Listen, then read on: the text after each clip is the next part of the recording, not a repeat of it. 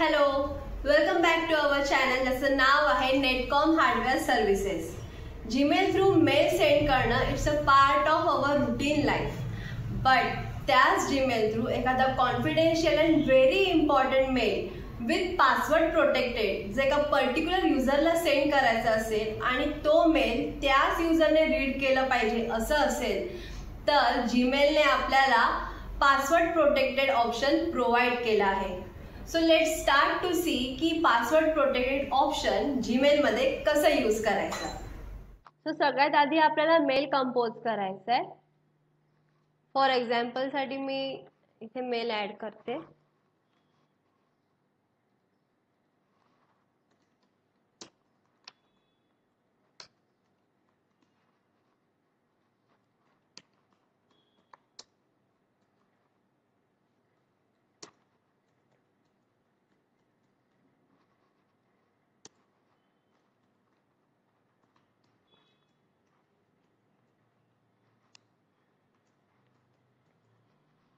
and then इथे एक toggle confidential मोड म्हणून ऑप्शन आहे।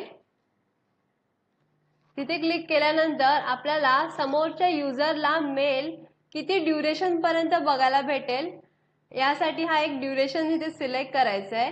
इथे 1 डे आहे, 1 वीक, 1 मंथ, 3 मंथ, 5 इयर्स असे ड्युरेशन्स आहेत। त्यातलं मी हा 1 मंथचा ड्युरेशन सिलेक्ट करते आणि त्या अकॉर्डिंग इथे माझी एक्सपायरी डेट ऑटोमॅटिकली सेट होते। आणि इथे आहे SMS पासकोड, तिथे क्लिक करायचं आहे आणि सेव्ह अँड देन सेंड। आता इथे कंट्री सिलेक्ट करायची आहे। इथे समोरच्या युजरचा मोबाईल नंबर एंटर करायचा आहे।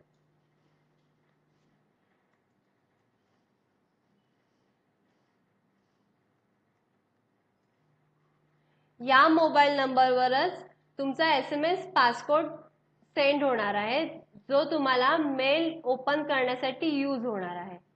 सेंड। सो अशा प्रकारे आपला पासवर्ड प्रोटेक्टेड मेल हा सेंड झाला आहे। आता आपण बघणार आहोत की हा पासवर्ड प्रोटेक्टेड मेल ओपन कसं करायचा। आता हा मेल ओपन करायचा आहे।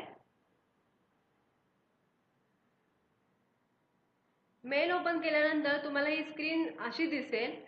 यामध्ये तुम्ही मेल सेंडच्या वेळेला जो मोबाईल नंबर एंटर केलेला त्याचे लास्ट 2 डिजिट इथे शो करतील। इथे आहे सेंड पासकोड। या सेंड पासकोडवर क्लिक केल्यानंतर तुम्हाला त्या मोबाईल नंबरवर व्हेरिफिकेशन कोड सेंड होईल। तो कोड साधारणतः अशा प्रकारे दिसेल। इथे तो व्हेरिफिकेशन कोड एंटर करायचा आहे।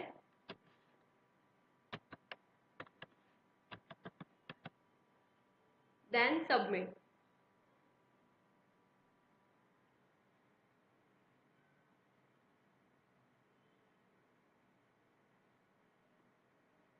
सो अशा प्रकारे तुमचा हा मेल पासवर्ड प्रोटेक्टेड मेल हा युजरच्या आयडी वर ओपन होईल। सो तुम्हाला आजचा व्हिडिओ कसा वाटला आम्हाला कमेंट बॉक्समध्ये नक्की सांगा। व्हिडिओला लाईक करा, शेअर करा आणि चॅनलला सबस्क्राईब करायला विसरू नका। भेटूया पुन्हा एकदा अशाच एका नॉलेजेबल व्हिडिओमध्ये। तोपर्यंत धन्यवाद।